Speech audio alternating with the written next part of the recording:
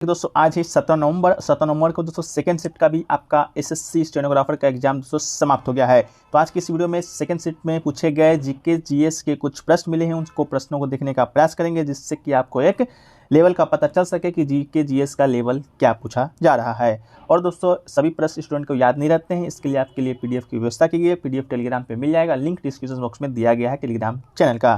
चलिए वीडियो को शुरू करते हैं दोस्तों। इससे पहले एक बार आप चैनल पर नए हैं, चैनल को सब्सक्राइब जरूर कर लीजिएगा, नोटिफिकेशन बेल को भी दोस्तों साथ साथ ऑन कर लीजिए, आपके लिए मेरा गुजारिश है। तो चलिए सबसे पहले दोस्तों आपका डिफिकल्टी लेवल की बात करेंगे दोस्तों। तो पेपर का जो डिफिकल्टी लेवल है दोस्तों आपका इजी टू मॉडरेट बताया जा रहा है। हालांकि आपका इसमें 3 सेक्शन ही पूछा जाता है। पहला आपका इंग्लिश, जो कि बहुत ही इंपॉर्टेंट है, जिनका भी इंग्लिश सही है वो एग्जाम आसानी से निकाल सकते हैं, क्योंकि इंग्लिश का दोस्तों आपका टोटल 100 प्रश्न पूछा जाता है, 100 प्रश्न पूछा जाता है। और इसके अलावा दोस्तों आपका रीजनिंग का आपका 50 और जीके जीएस का टोटल दोस्तों 50 प्रश्न पूछा जाता है। तो इंग्लिश का लेवल दोस्तों आपका इजी टू मॉडरेट था। अगर आप लोग में से जो भी लोग तैयारी कर रहे होंगे एसएससी स्टेनोग्राफर का, वो आप इंग्लिश आसानी से 80 से 85 प्रश्न है जो कि आप बना सकते हैं। और रीजनिंग के क्वेश्चन का जहाँ तक बात है दोस्तों, आपका थोड़ा सा कैलकुलेटिव प्रश्न पूछा जा रहा है, टाइम टेकिंग, लेकिन हालांकि आपका इजी पूछा जा रहा है। तो जो भी लोग एग्जाम बचा हुआ है वो लोग से गुजारिश है कि पहले आप रीजनिंग का पोर्शन सॉल्व कर लें जितना जल्दी हो सके, इसके बाद इंग्लिश और जीके जीएस को बनाने का प्रयास कीजिएगा। जीके जीएस का प्रश्न दोस्तों आपका मॉडरेट पूछा जा रहा है, क्योंकि जो पिछले साल का जो एसएससी का आपका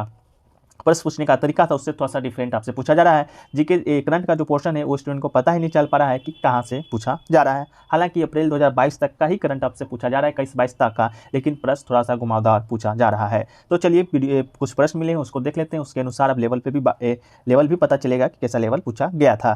तो देखिए जो पहला आपका प्रश्न देखने को मिला है कि 2011 के जनगणना के अनुसार सबसे ज़्यादा अधिक शहरी जनसंख्या शायद आपसे पूछा गया था कि शहरी जनसंख्या किस राज्य का ज़्यादा है। देखिए इस क्वेश्चन में थोड़ा डाउट है, शहरी पूछा गया था या ओवरऑल जनसंख्या पूछा गया था। तो दोनों आंसर को इस वीडियो में डिस्कस करने का प्रयास करेंगे। तो पहली बात तो दोस्तों आपका शहरी आबादी की बात करेंगे तो महाराष्ट्र में सबसे ज़्यादा शहरी आबादी है। शहरी क्षेत्रों में रहने वाले व्यक्तियों की जो पूर्ण संख्या के मामले में महाराष्ट्र 50.8 मिलियन व्यक्तियों के साथ आगे है। ठीक है, आपका देश में कुल शहरी जो आबादी है 13.5% है। इसके बाद उत्तर प्रदेश में लगभग 44 मिलियन है, तमिलनाडु में दोस्तों आपका 34.9 मिलियन शहरी आबादी है। लेकिन दोस्तों आपका शायद ओवरऑल पूछा गया था कि ओवरऑल जनसंख्या किस राज्य का सबसे ज्यादा है, ये तो इसका जो राइट आंसर तो आपका यूपी हो जाएगा। अगर ओवरऑल पूछा गया था तो कमेंट सेक्शन में आप एक बार डाउट को दूर कर दीजिए कि आपका शहरी पूछा गया था या ओवरऑल पूछा गया था। तो उत्तर प्रदेश दोस्तों आपका बिल्कुल राइट आंसर हो जाएगा। उत्तर प्रदेश 2011 की जनगणना के अनुसार सबसे ज्यादा जनसंख्या उत्तर प्रदेश में आपका निवास करता है, शहरी प्लस ग्रामीण मिलाकर।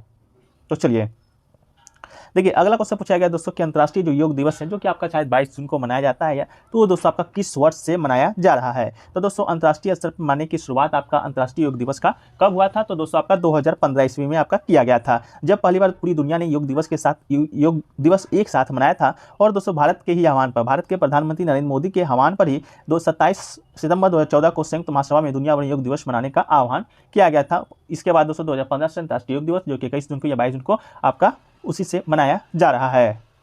देखिए एक क्वेश्चन दोस्तों आपसे पूछा गया था कि गुप्त वंश से पहले दोस्तों किस वंश का शासक था। देखिए ये गुप्त वंश से पहले पूछा गया था या मौर्य वंश से पूछा गया था, दोनों में थोड़ा सा डाउट है। ठीक है, लेकिन दोस्तों गुप्त वंश से पहले अगर बात करेंगे 3वीं शताब्दी में, तो दोस्तों आपका आखिरी दशक के आसपास गुप्त वंश सत्ता में आया था। और गुप्त सम्राट ने कुषाणों और सातवाहन दोनों के पूर्व प्रभुत्व के एक अच्छे हिस्सों पर अपना नियंत्रण स्थापित कर लिया था। तो दोस्तों आपका कुषाण और सातवाहन कोई एक होगा तो आपका इसका राइट आंसर हो जाएगा, अगर गुप्त वंश से पहले का शासन पूछा होगा तब। लेकिन दोस्तों जब आपका बात करें मौर्य सम्राट से पहले का शासन था, मौर्य सम्राट दोस्तों आपको मालूम होगा चंद्रगुप्त मौर्य आपका स्थापित किया था, किसको मारकर किया था, तो नंद वंश के आखिरी जो शासक थे महापद्मन, उसको दोस्तों मारकर किया था। तो मौर्य वंश से अगर पूछे पूछा जाएगा तो आपका नंद वंश राइट आंसर हो जाएगा। तो कमेंट सेक्शन में इसको भी दोस्तों आपका कर दीजिएगा डाउट क्लियर। चलिए एक क्वेश्चन पूछा गया था महाजनपद की राजधानी से दोस्तों पूछा गया था कि वज्जी किसकी राजधानी है या वज्जी की राजधानी क्या है। तो आपको दोस्तों मालूम होगा महाजनपद प्राचीन भारत के काल में 16 महाजनपद हुआ करता था, जिसमें आपका जो मगध महाजनपद था वो सबसे ज्यादा शक्तिशाली था।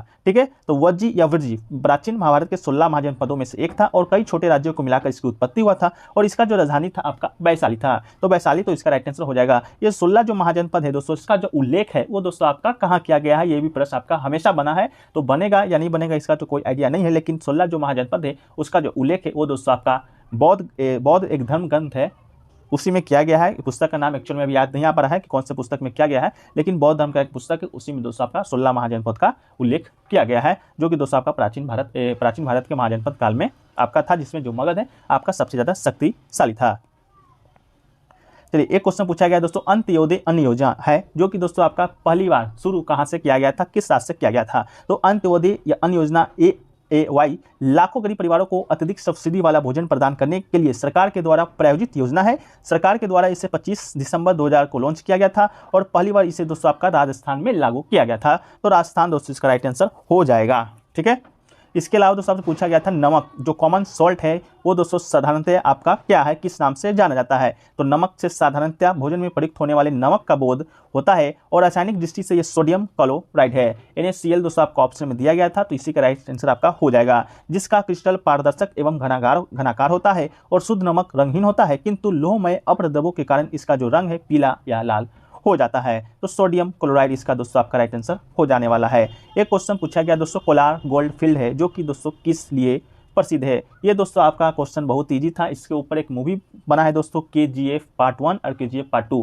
इसी कोलार गोल्ड फील्ड के बेसिस पर दोस्तों ये मूवी बना गया है। तो कोलार जो गोल्ड फील्ड्स है वो नाम की सोने की खदान दुनिया की सबसे बड़ी सोने की खदानों में से एक है। ये दोस्तों आपका सोना के लिए प्रसिद्ध है और यह खदान है जो कि 3.2 किलोमीटर गहरी है और इस खदान से 121 सालों में 900 टन सोना निकाला गया है। इस खदान को साल 2011 में दोस्तों बंद कर दिया गया था। तो कोलार गोल्ड फील्ड दोस्तों आपका KGF मूवी से इसी बेसिस पर बना हुआ है, इससे रिलेटेड है। तो सोने का एक विशाल भंडार है। एक क्वेश्चन दोस्तों आपसे पूछा गया था कि 17 नवंबर 1885 को दोस्तों आपका कौन सा दिन था। देखिए 17 नवंबर को आपका एग्जाम था, इसी से रिलेटेड दोस्तों क्वेश्चन भी पूछा गया कि 17 नवंबर 1885 को कौन सा दिन था। हालांकि ये रीजनिंग का प्रश्न है, फिर भी दोस्तों इस प्रश्न को ले लिए हैं। तो उस दिन दोस्तों आपका शनिवार का दिन था। तो दोस्तों शनिवार आपका राइट आंसर, इसका राइट आंसर हो जाएगा। एक क्वेश्चन दोस्तों पूछा गया कि एटॉमिक नंबर जो 10 है वो दोस्तों किसका है, जो कि नोबल गैस में भी आता है। तो दोस्तों neon is the chemical element that has a symbol of any and atomic number of 10। तो नियोन इसका दोस्तों राइट आंसर हो जाएगा, जिसका जो सिंबल होता है एनी होता है, एटॉमिक नंबर दोस्तों आपका 10 है। तो दोस्तों आपका जो नियोन है इसका राइट आंसर आपका हो जाएगा। तो चलिए मिलते हैं दोस्तों नेक्स्ट वीडियो में, जब तक ले जाएं जय भारत।